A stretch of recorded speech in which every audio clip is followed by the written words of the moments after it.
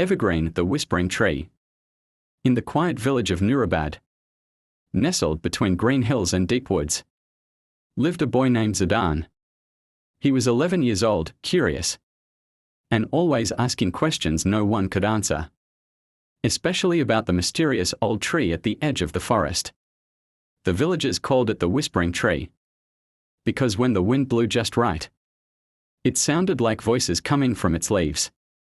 Most people avoided it, believing it was haunted. But Zidane wasn't scared. He wanted to know the truth. One summer evening, as the sun dipped low, he took a flashlight and followed a narrow path to the tree. Its twisted branches stretched high, and the trunk was wide enough to hide a door, or maybe a secret.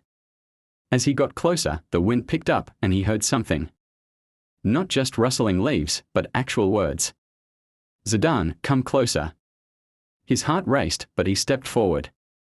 Suddenly, a glowing blue light appeared in the center of the trunk. It shaped itself into a small door, just big enough for him to step through.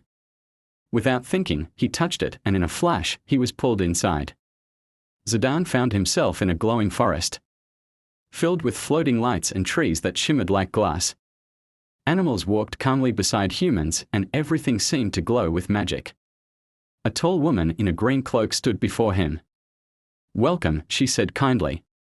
"You are one of the few who can hear the Whispering Tree. It connects your world to ours, the realm of Ilara."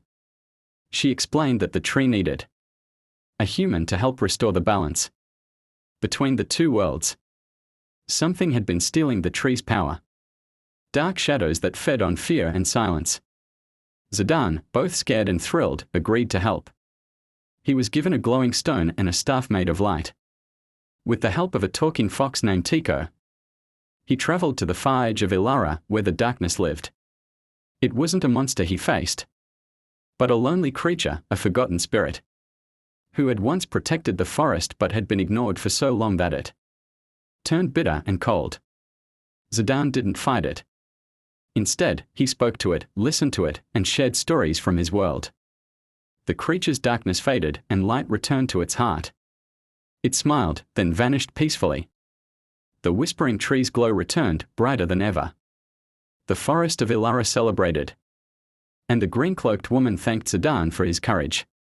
When he stepped back through the tree and into his world, it was already morning. No one believed his story, but the leaves of the tree whispered happily every time he passed by. Zidane never stopped visiting it. He knew that some doors, once opened, never really close.